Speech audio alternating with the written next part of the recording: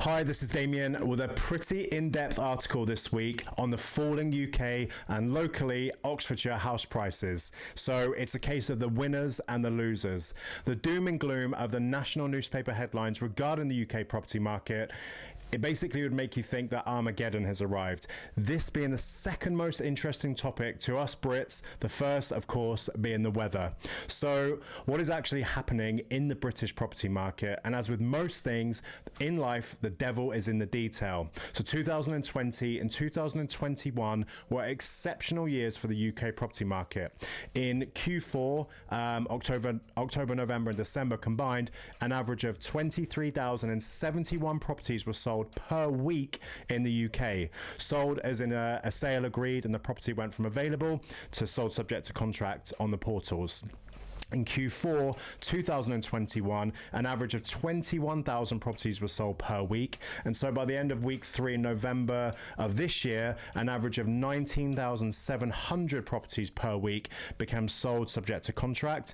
That's this quarter to date. So the housing market, it doesn't look good. Yet a different story emerges from the Q4 averages for 2016 to 2019. In Q4 of 2019, an average of 16,000 properties were sold per week. In Q4 of 2018, an average of 15,922 properties were sold per week. And Q4 of 2017, an average of 15,700 properties were sold per week. In Q4 2016, average of 15,811 properties were sold per week. The British property market is only returning to how things were before the first lockdown. As I've discussed recently in several posts on the Oxfordshire property market in my blog, I do believe the price that will be achieved for Oxfordshire property in 16 months will be around 8% to 12% lower than what was being paid for property in the late spring of 2022. Note, I didn't use the word crash. So the question is, why do the newspapers use the phrase house price crash? The answer is to sell more newspapers.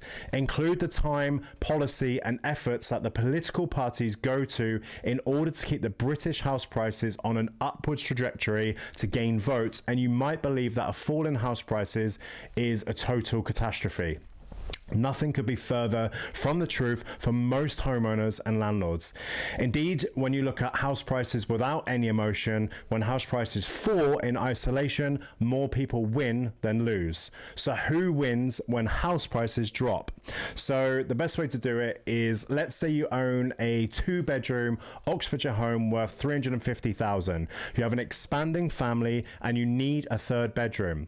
The 3-bedroom home in Oxfordshire you want is 490,000, meaning you need to find 140,000 to trade up. In Oxfordshire, prices rose by 10%. Get the champagne on ice, as your Oxfordshire 2-bedroom home is now worth 385,000.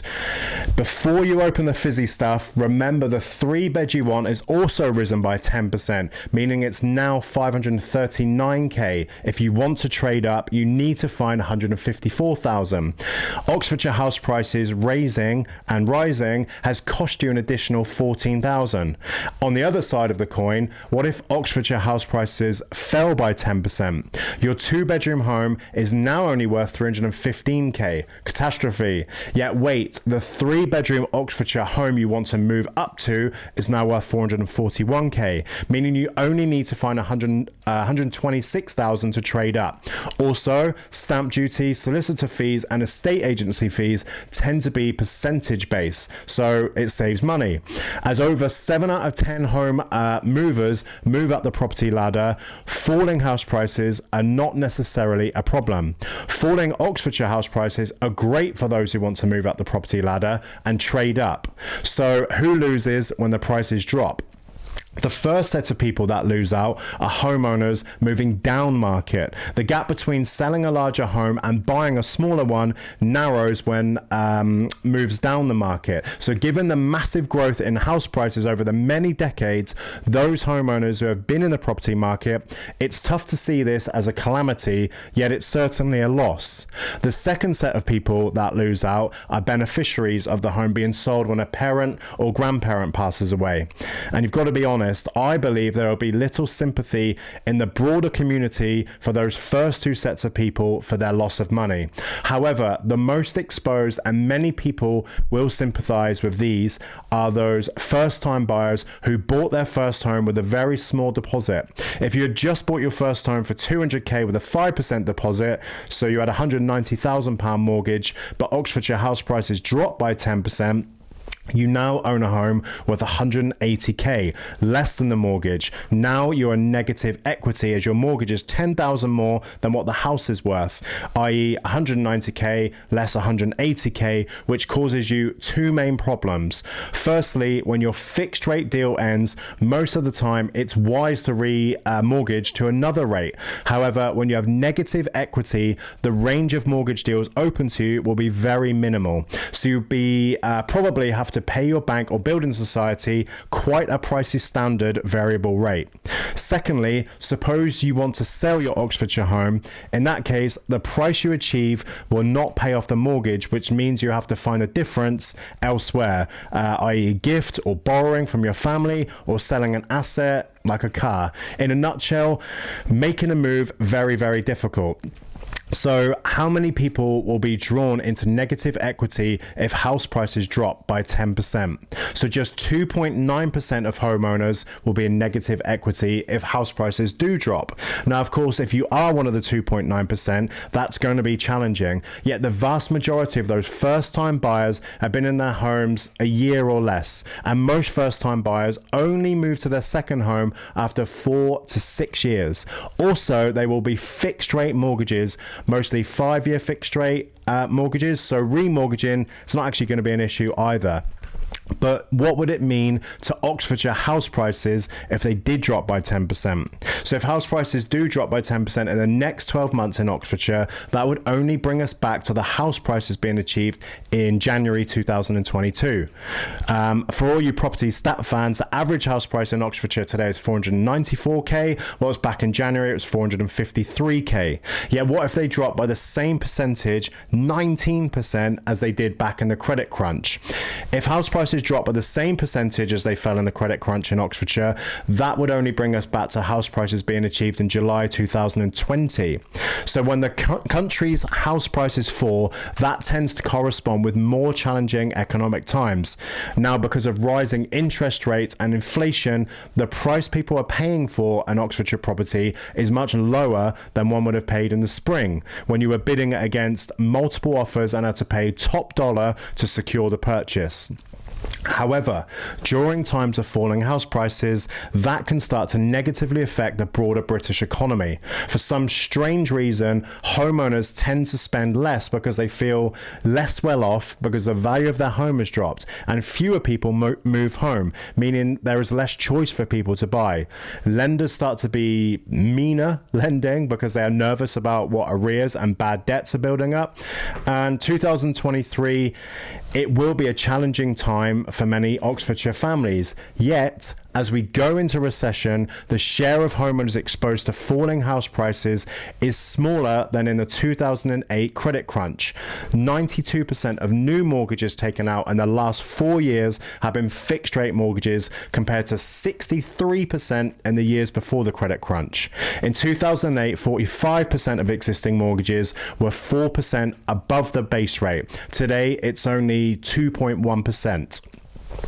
So going into the credit crunch, the average mortgage rate homeowners were on was 5.88%, whilst the average rate existing mortgage homeowners today are 2.17%.